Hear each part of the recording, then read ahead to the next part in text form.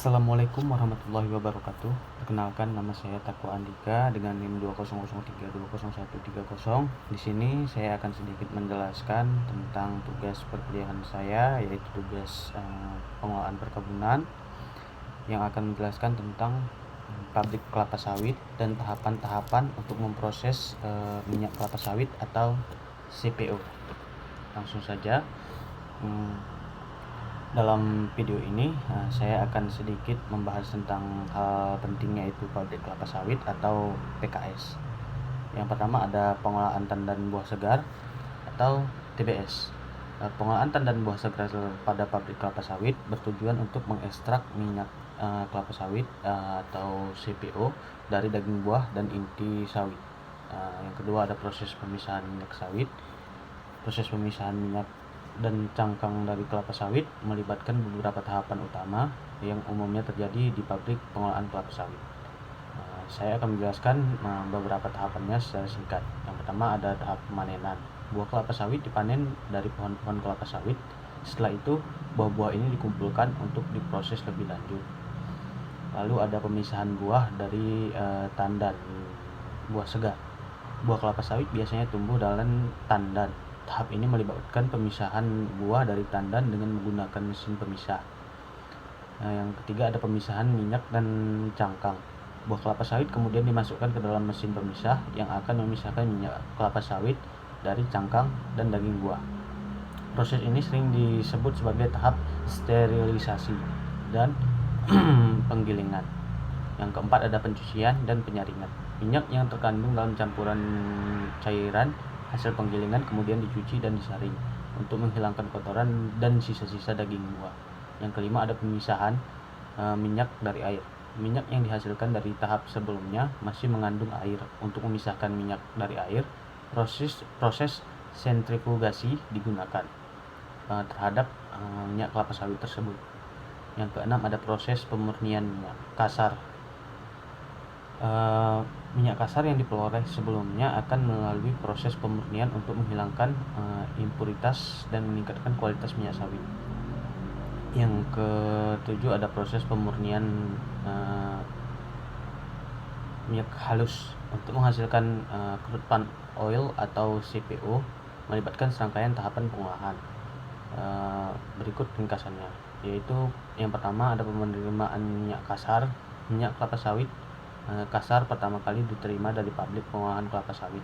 Minyak ini umumnya mengandung kotoran dan komponen yang perlu dihilangkan. Pemisahan minyak kasar kemudian dipisahkan dari kotoran, air, dan padatan lainnya dalam sebuah sentrifugal separator. Pembersihan minyak yang telah dipisahkan kemudian dipompa ke tangki penyimpanan sementara dan dibiarkan mengendap agar endapan kotoran dan air terpisahkan dari minyak. Proses pembuangan lumpur dalam minyak kelapa sawit terdapat juga lumpur yang terbentuk selama pengendapan.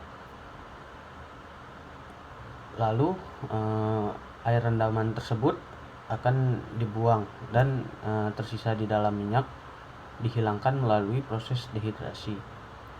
Penghilangan warna dan bau. Minyak kemudian diolah untuk menghilangkan warna dan bau yang tidak diinginkan. Proses ini sering melibatkan pemutihan minyak. Hidrogenasi jika diperlukan. Jika diperlukan, minyak kasar dapat dihidrogenasi untuk menghilangkan asam lemak bebas dan menghasilkan minyak yang lebih stabil.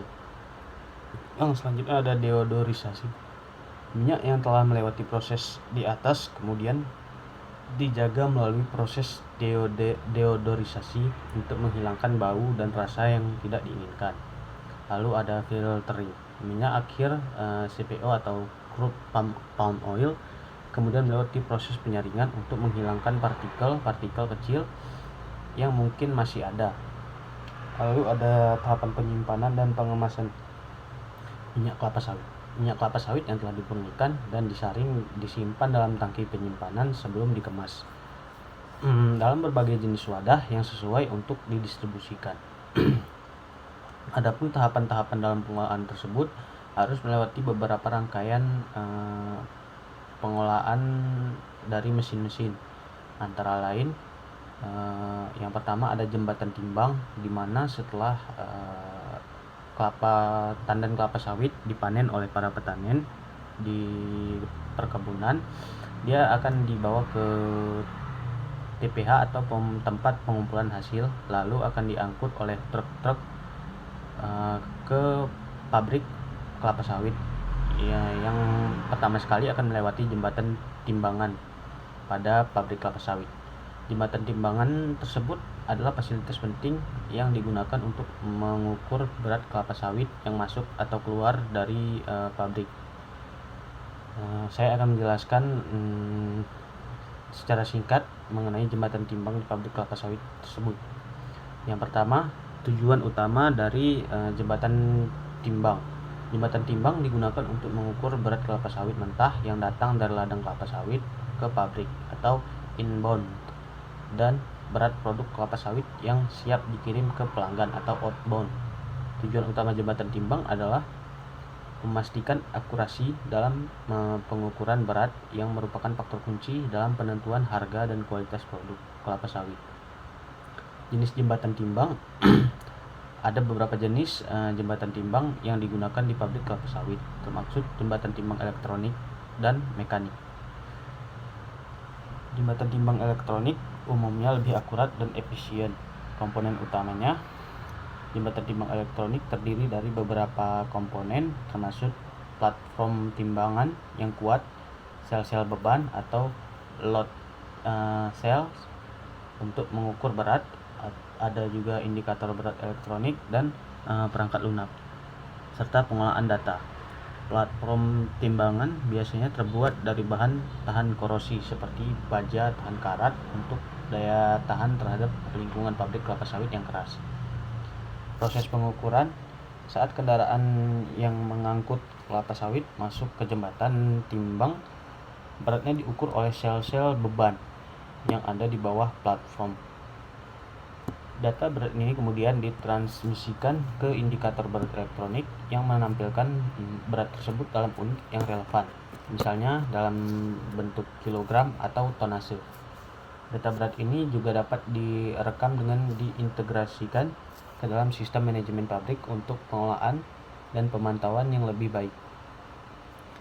Manfaat utama dari jembatan timbang itu sendiri adalah memungkinkan pabrik kelapa sawit untuk mengelola inventaris dengan akurat, membantu kinerja pemasok, dan memastikan bahwa kelapa sawit yang masuk atau keluar sesuai dengan spesifikasi kualitas yang diinginkan.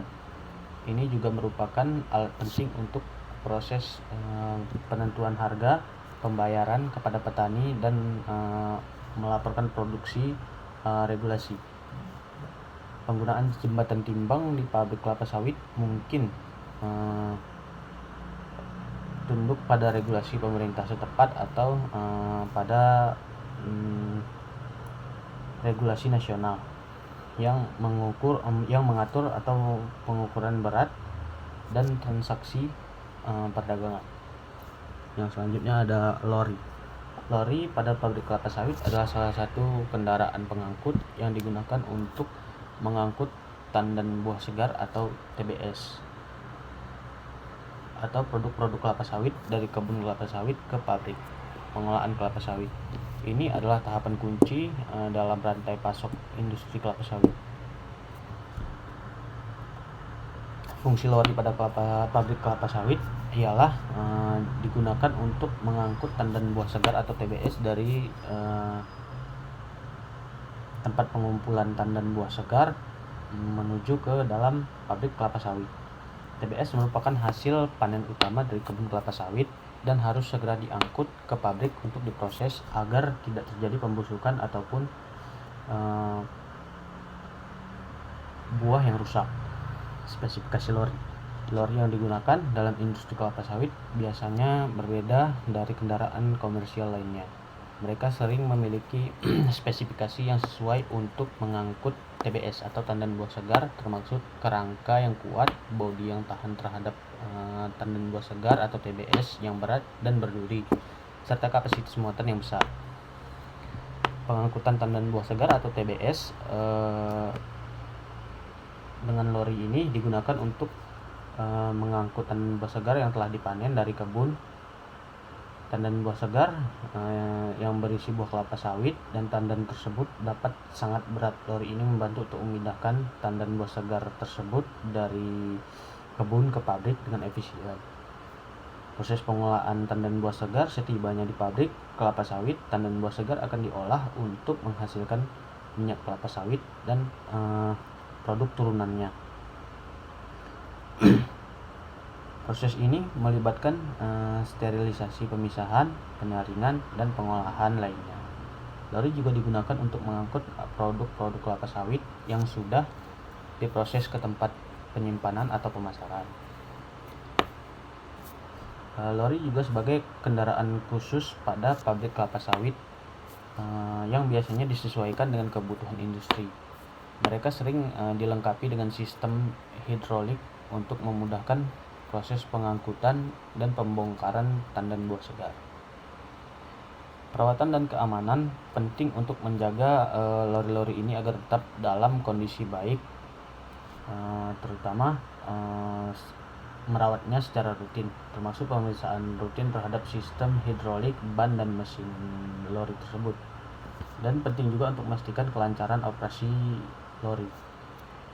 Yang manfaat terhadap lori sendiri adalah kendaraan lori ini adalah kendaraan yang ramah lingkungan. Seiring dengan meningkatnya kesadaran akan isu-isu lingkungan, industri kelapa sawit juga mencari solusi ramah lingkungan. Beberapa produsen lori mungkin mempertimbangkan kendaraan yang lebih ramah lingkungan, seperti yang berbasis listrik atau bahan bakar yang lebih bersih. Penggunaan lori pada pabrik kelapa sawit sangat penting dalam menjaga aliran produksi yang efisien dan memastikan bahwa tandan buah segar dan produk kelapa sawit lainnya dapat diproses dengan cepat dan tepat di pabrik pengolahan kelapa sawit. Lalu selanjutnya ada sterilizer. Dalam pabrik kelapa sawit ada salah satu komponen penting dalam proses minyak kelapa sawit, yaitu sterilizer. Fungsinya adalah untuk menghilangkan kuman dan bakteri yang ada dalam tandan buah segar atau TBS. Sebelum proses ekstraksi minyak dimulai, sterilizer bertujuan untuk menghancurkan kuman, bakteri, dan enzim dalam TBS. Ini penting karena adanya mikroorganisme yang dapat mengakibatkan perburukan kualitas minyak kelapa sawit dan menyebabkan masalah seperti fermentasi yang dapat merusak minyak yang diekstraksi. Proses sterilisasi sterilizer juga berfungsi untuk proses sterilisasi dilakukan dengan memanaskan tandan buah segar dengan uap panas di dalam sterilizer. Suhu dan tekanan dalam sterilizer diatur untuk mencapai kondisi sterilisasi yang optimal. Sterilisasi biasanya dilakukan pada suhu sekitar 140 sampai 150 derajat Celcius selama sekitar 60 sampai 90 menit. Proses ini akan membunuh mikroorganisme dan enzim dalam tandan buah segar atau TBS. Desain sterilizer biasanya berbentuk tabung atau tangki yang bertekanan tinggi dengan pintu yang bisa dibuka untuk memasukkan tandan buah segar atau TBS. Ada dua jenis sterilizer yang umum digunakan dalam pabrik kelapa sawit. Yang pertama ada sterilizer horizontal dan sterilizer vertikal. Sterilizer vertikal lebih umum digunakan karena efisiensi dalam penggunaan uap panas. Penggunaan uap panas yang digunakan dalam sterilizer berasal dari pembangkit uap yang ada di pabrik kelapa sawit. Uap panas ini dipompa ke dalam sterilizer untuk memanaskan tandan buah segar. Penggunaan uap ini juga membantu mengurangi kadar air dalam tandan buah segar. Selanjutnya, monitoring dan kontrol proses sterilisasi. Proses sterilisasi juga perlu dipantau dengan cermat untuk memastikan suhu dan tekanan yang tepat selama proses sterilisasi berlangsung. Sistem otomatis sering digunakan untuk mengatur parameter sterilisasi dan memastikan bahwa tandan buah segar steril sebelum masuk ke dalam tahap ekstrak minyak. Keuntungan dari sterilisasi sendiri ada tidak hanya untuk menghilangkan mikroorganisme, tetapi juga membantu melunakkan sel-sel dalam TBS agar buah sawit tersebut lunak dan dapat diekstrak minyaknya.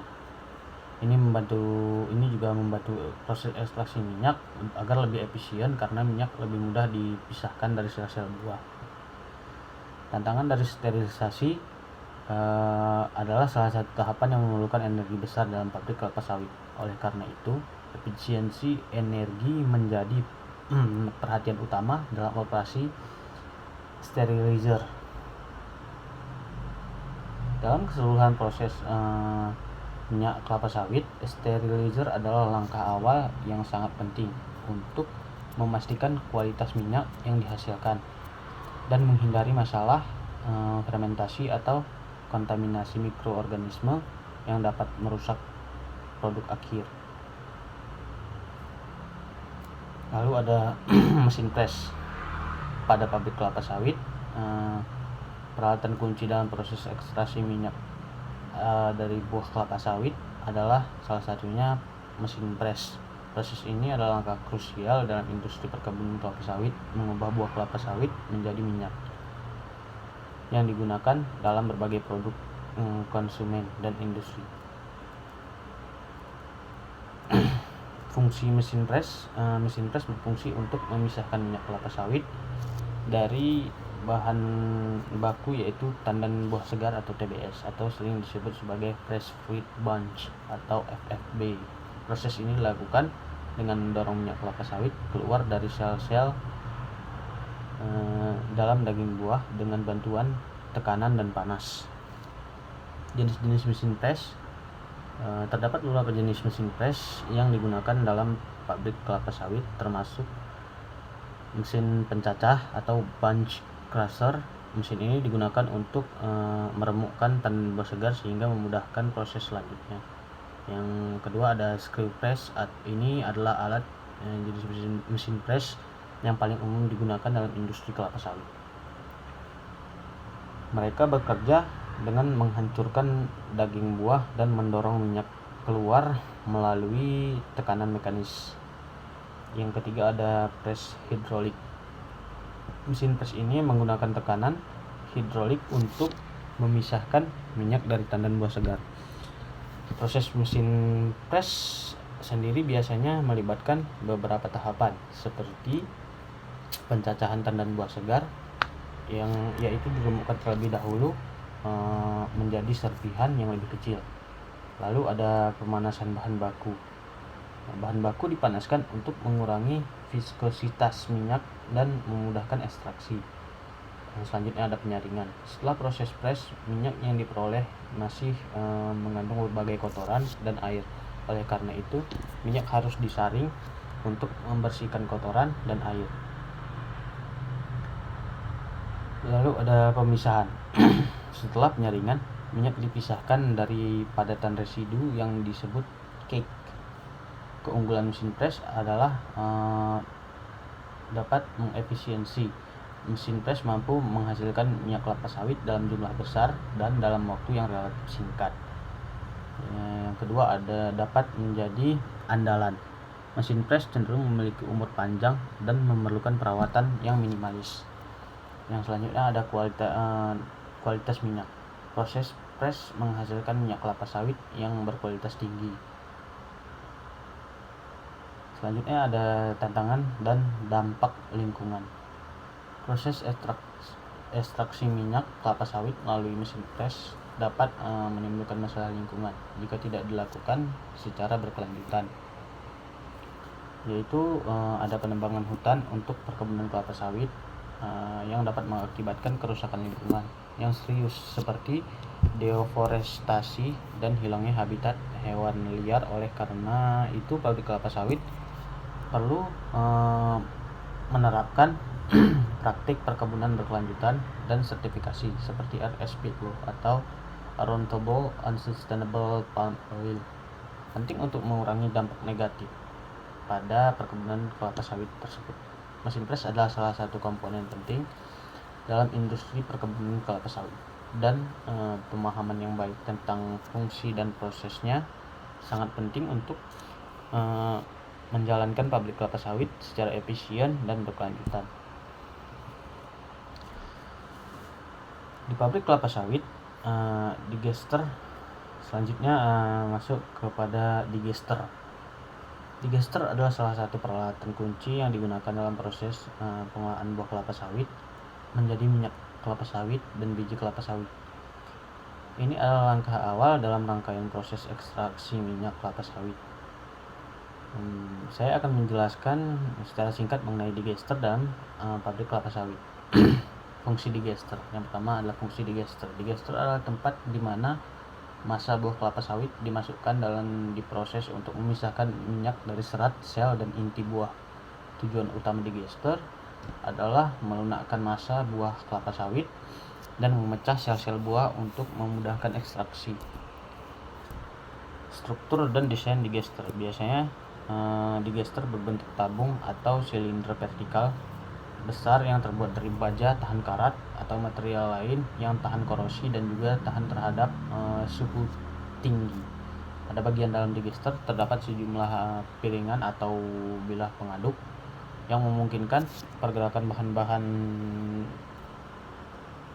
bahan-bahan tersebut dapat tercampur dengan baik. Proses pencampuran dan pemecahan. Digester dilengkapi dengan sistem pemanas dan pengaduk untuk mengatur suhu dan memastikan distribusi panas yang merata.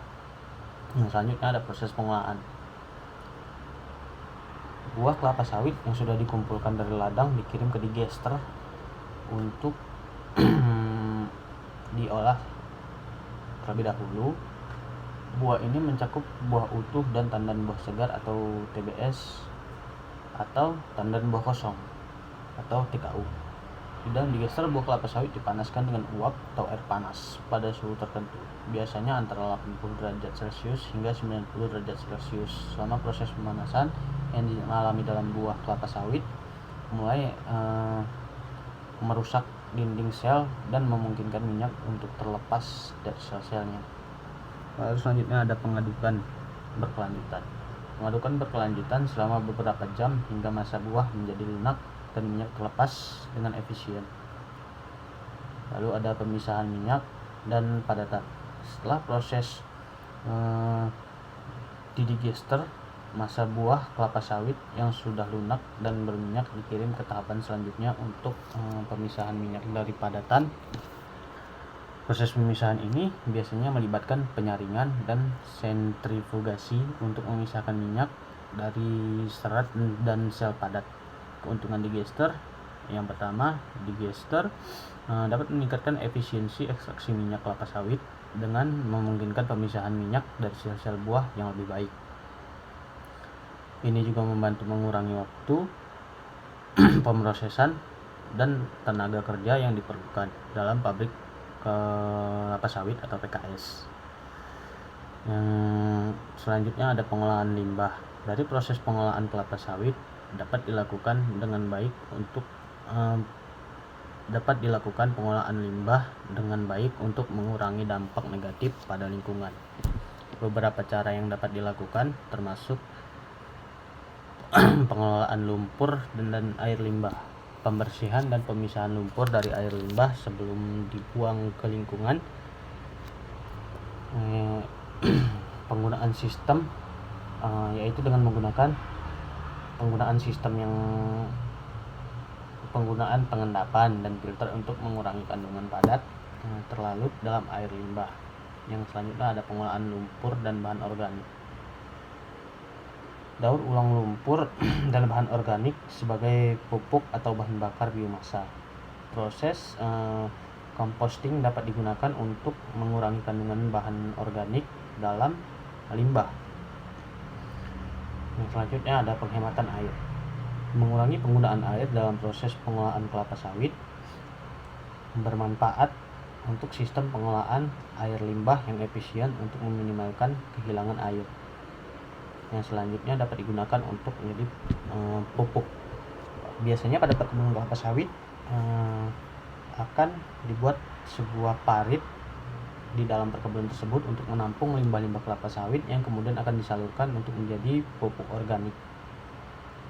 Yang selanjutnya ada pengendalian emisi gas. Penggunaan teknologi untuk mengurangi emisi gas rumah kaca dari pabrik kelapa sawit seperti pemanfaatan metana sebagai sumber energi. Selanjutnya ada pemantauan lingkungan.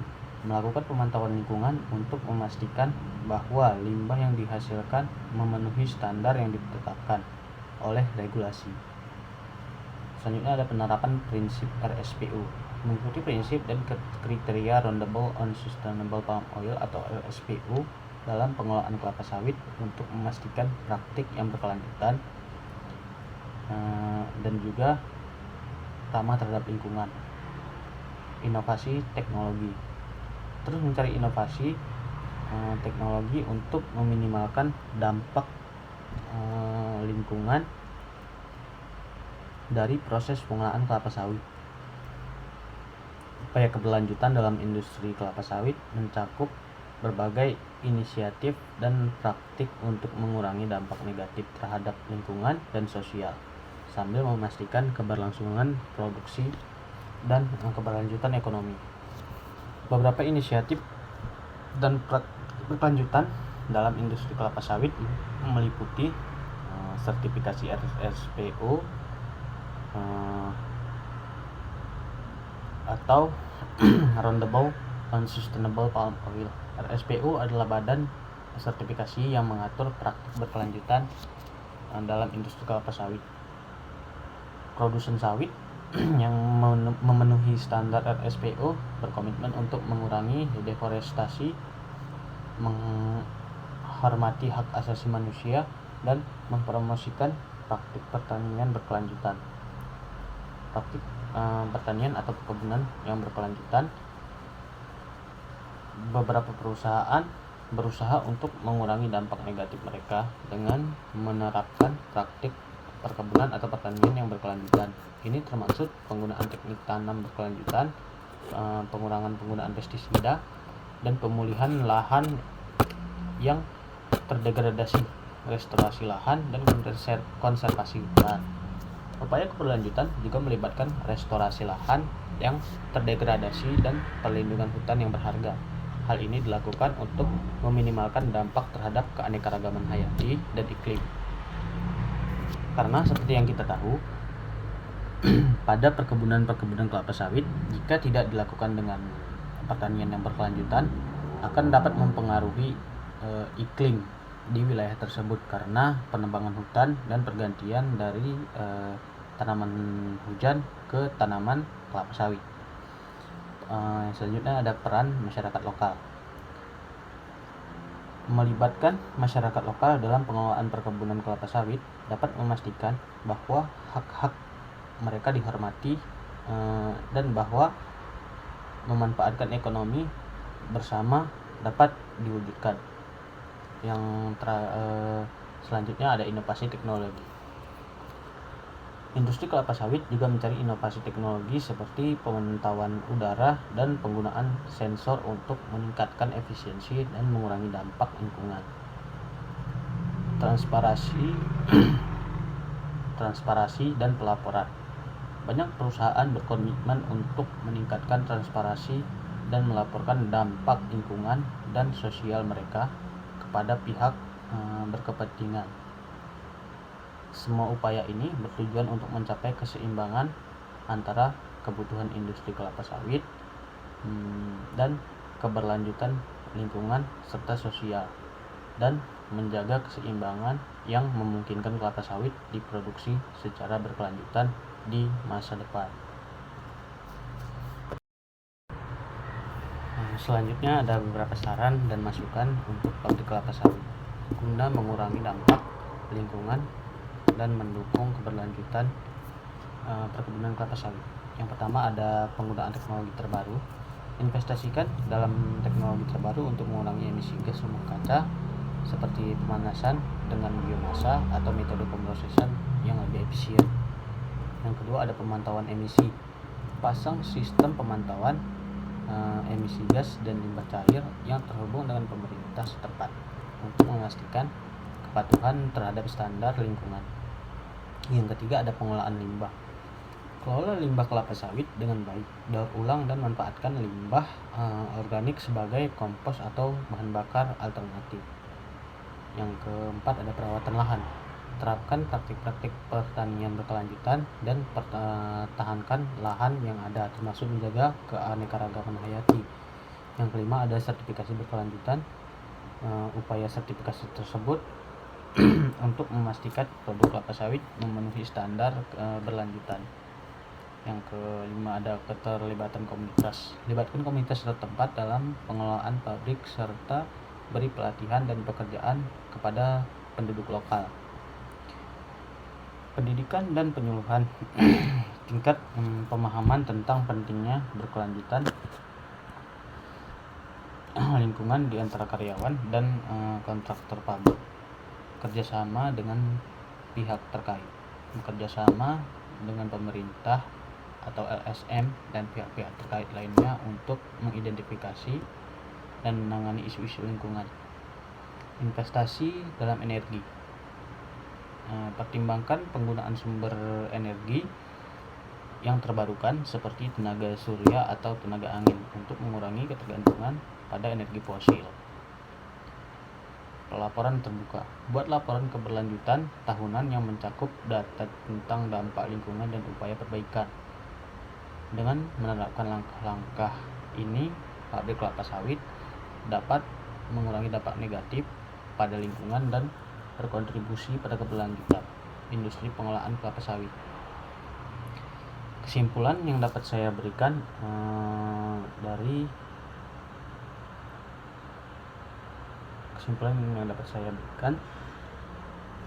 penyampaian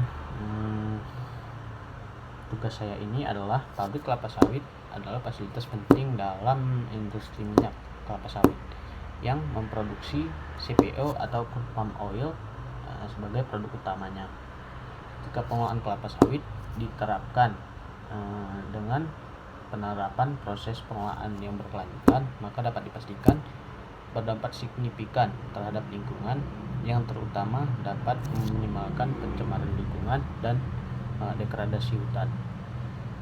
Saya rasa cukup sekian penjelasan tentang PKS dan juga tahapan pengelolaan kelapa sawit. Jika ada salah-salah kata saya, maaf. Saya akhiri.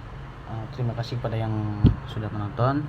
Saya akhiri. Assalamualaikum warahmatullahi wabarakatuh.